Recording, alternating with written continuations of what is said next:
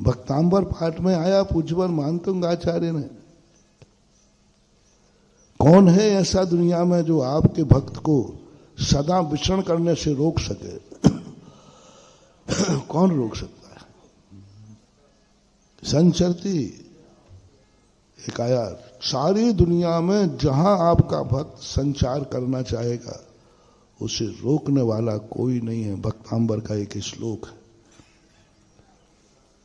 जहां पर कहा गया कि आपकी कीर्ति लोक के बाहर भी फैल रही है, उसकी नीची वाली पंक्ति में कहा गया, को विस्मयोत्र यदि नाम गुणे से सही तुम संसतो नाम कहते है। इसके आगे दो पंक्ति और है।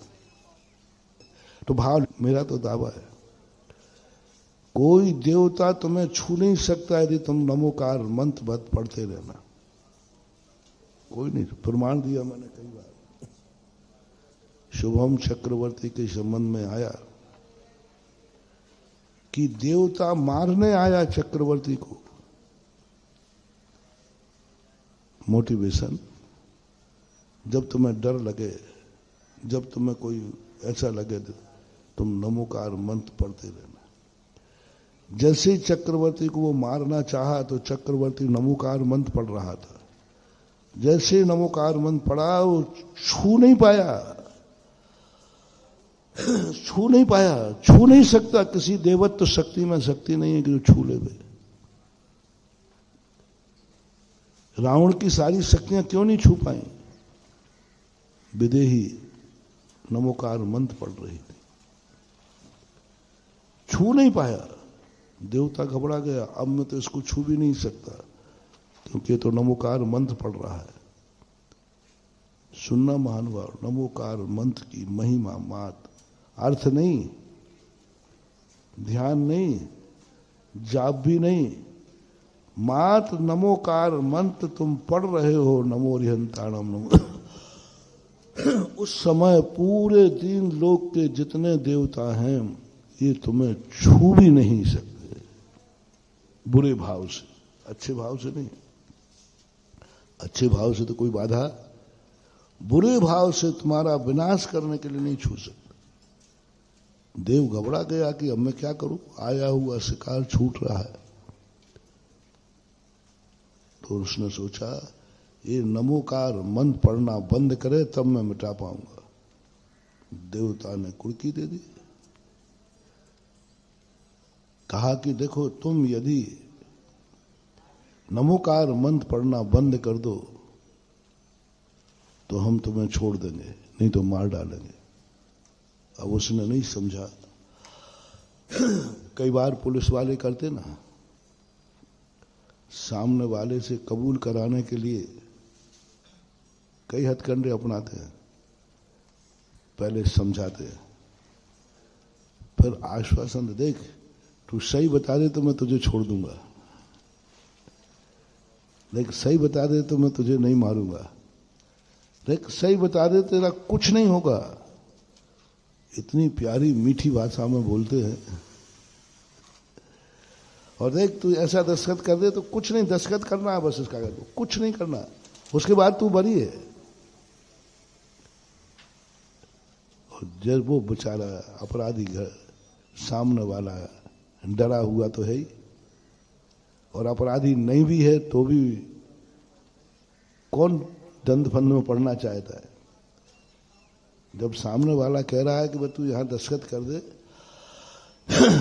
तू यहां कबूल कर ले, कुछ नहीं करूंगा मैं, सब कुछ तेरा बरी कर दूंगा।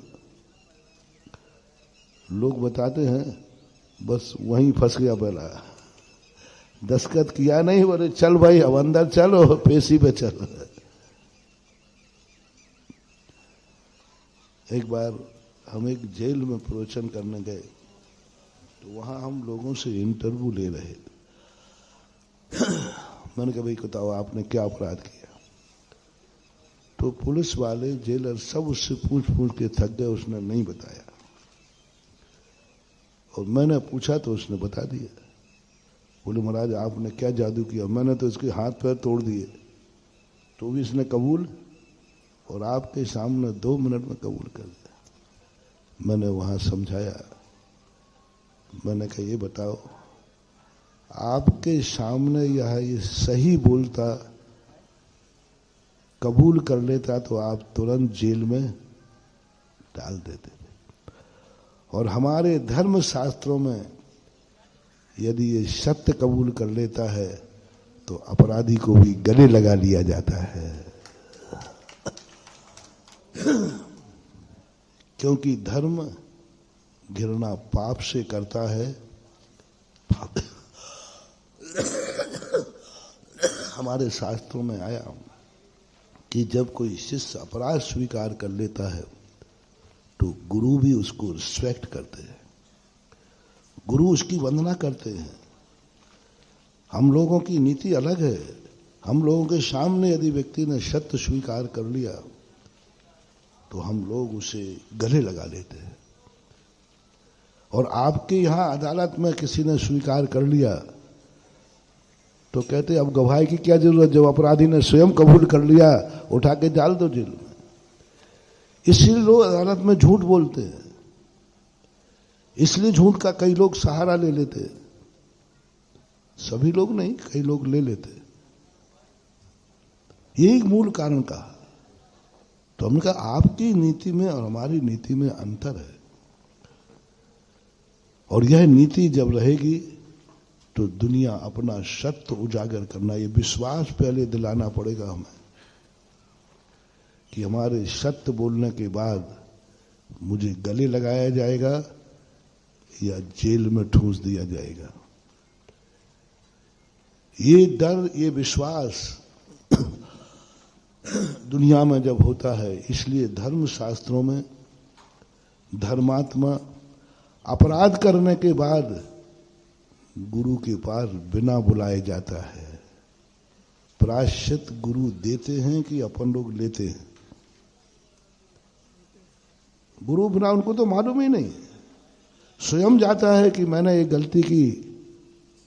और अदालत में वारंट जारी होता है तब जाते हो कि अपने आप जाते जाते हो? वारंट जारी होता है, भागते हो, अग्रिम जमानत कराते हो। क्यों ऐसा होता है? यहां स्वयं जा रहा है, मैंने गलती की, मुझे प्रायश्चित दीजिए। स्वयं गलती करके प्रायश्चित लेता है तो वो तपस्वी है,